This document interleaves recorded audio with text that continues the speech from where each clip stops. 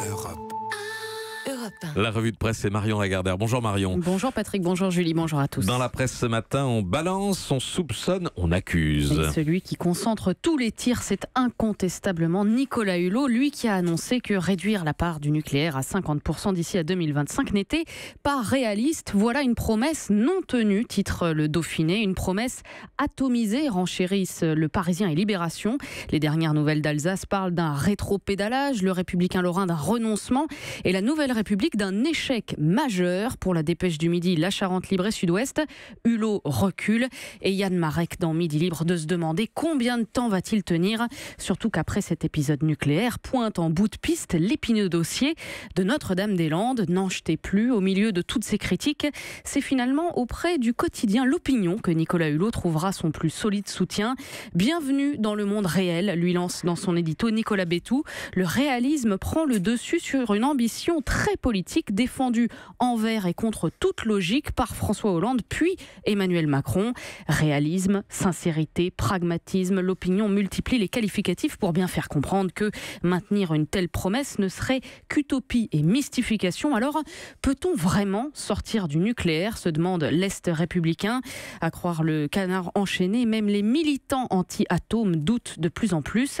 Des dizaines de physiciens et experts ont débattu de ce sujet lors du 3e Forum mondial anti-nucléaire la semaine dernière, raconte le journal, qui parle d'un invraisemblable foutoir. Pourquoi ne pas renoncer au démantèlement, s'est demandé un membre du collectif Stop Nucléaire Ardèche, proposant de sanctuariser les centrales à l'arrêt. Sauf que de nombreux réacteurs sont en zone inondable, a précisé un spécialiste en physique nucléaire. Compliqué de les laisser en l'état. Alors les mettre sous sarcophage, certes, mais eux aussi finiront par s'effriter, fuir et s'écrouler. Aucun béton n'est éternel, contrairement aux barres d'uranium qui continuent à cracher de la radioactivité pendant 100 000 ans.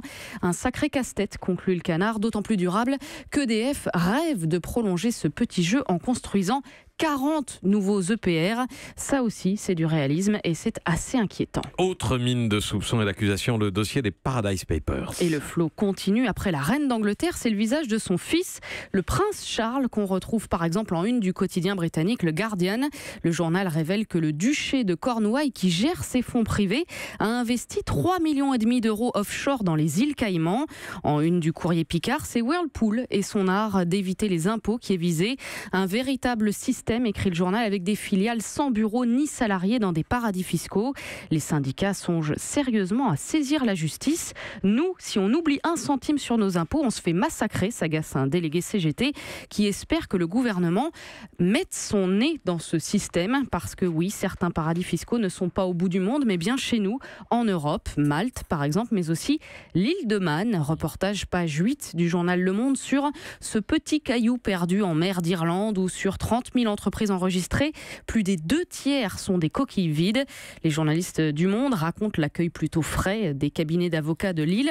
Maintenant, vous dégagez, leur a-t-on lancé chez Ernst & Young. Les habitants, écrivent-ils, jeunes et vieux, voient pourtant la finance comme une mère nourricière. C'est bon pour nous, tout le monde vous le dira, concède un retraité, même si nous, les Manois, on paye beaucoup d'impôts et eux, absolument rien.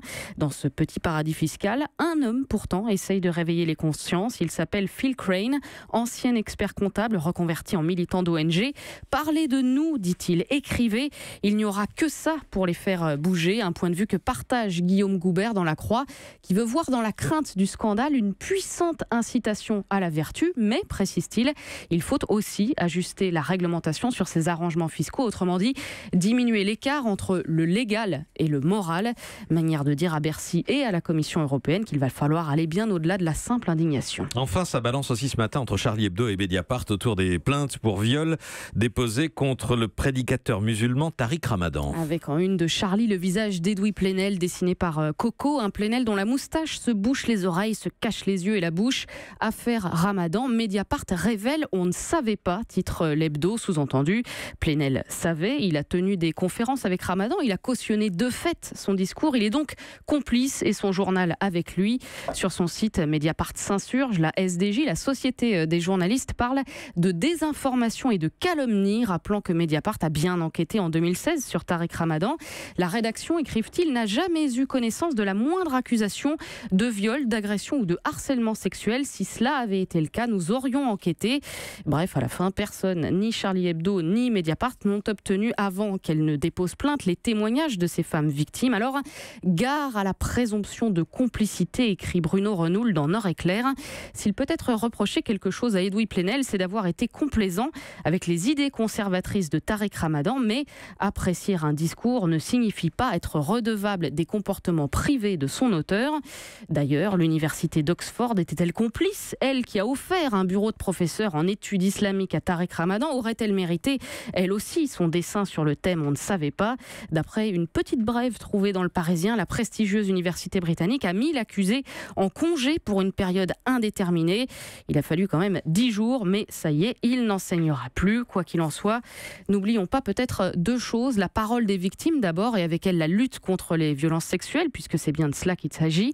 Et surtout la liberté de caricaturer, de moquer, de fustiger, de débattre, de s'interroger, au fond, que deux journaux indépendants qui ne vivent que de leurs lecteurs, qui refusent publicité et financeurs, que ces deux-là puissent se tirer la bourre sur la place publique sans aucune censure, c'est bien la confirmation que nous sommes en démocratie, et c'est cette liberté qu'il faut entretenir. Merci à vous, Marion Lagardère, pour la revue de presse. Europe 1.